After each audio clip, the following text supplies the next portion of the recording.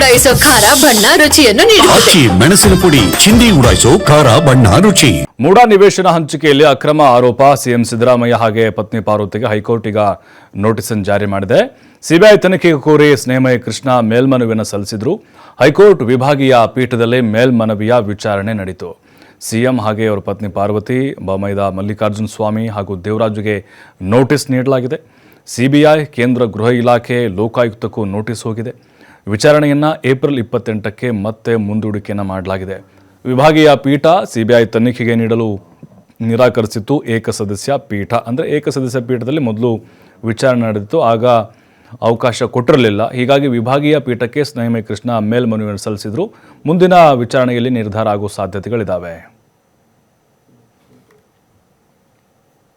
ಮೂಡಾ ನಿವೇಶನ ಹಂಚಿಕೆಯಲ್ಲಿ ಅಕ್ರಮ ಆರೋಪ ಸಿಎಂ ಸಿದ್ದರಾಮಯ್ಯ ಹಾಗೆ ಪತ್ನಿ ಪಾರ್ವತಿಗೆ ಹೈಕೋರ್ಟ್ ಈಗ ನೋಟಿಸ್ ಜಾರಿ ಮಾಡಿದೆ. ಸಿಬಿಐ ತನಿಖೆಗೆ ಕೋರಿ ಸ್ನೇಹಮಯಿ ಕೃಷ್ಣ ಮೇಲ್ಮನವಿಯನ್ನು ಸಲ್ಲಿಸಿದ್ರು. ಹೈಕೋರ್ಟ್ ವಿಭಾಗೀಯ ಪೀಠದಲ್ಲಿ ಮೇಲ್ಮನವಿಯ ವಿಚಾರಣೆ ನಡೆಯಿತು.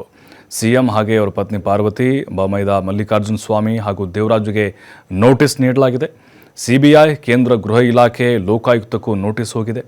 ವಿಚಾರಣೆಯನ್ನು ಏಪ್ರಿಲ್ 28ಕ್ಕೆ ಮತ್ತೆ ಮುಂದೂಡಿಕೆಯನ್ನು ಮಾಡಲಾಗಿದೆ. ವಿಭಾಗೀಯ ಪೀಠ ಸಿಬಿಐ ತನಿಖೆಗೆ ನೀಡಲು ನಿರಾಕರಿಸಿತ್ತು. ಏಕಸದಸ್ಯ ಪೀಠ ಅಂದರೆ ಏಕಸದಸ್ಯ ಪೀಠದಲ್ಲಿ ಮೊದಲು ವಿಚಾರಣೆ ನಡೆದಿತ್ತು, ಆಗ ಅವಕಾಶ ಕೊಟ್ಟಿರಲಿಲ್ಲ. ಹೀಗಾಗಿ ವಿಭಾಗೀಯ ಪೀಠಕ್ಕೆ ಸ್ನೇಹಮಯಿ ಕೃಷ್ಣ ಮೇಲ್ಮನವಿಯನ್ನು ಸಲ್ಲಿಸಿದ್ರು. ಮುಂದಿನ ವಿಚಾರಣೆಯಲ್ಲಿ ನಿರ್ಧಾರ ಆಗೋ ಸಾಧ್ಯತೆಗಳಿದ್ದಾವೆ.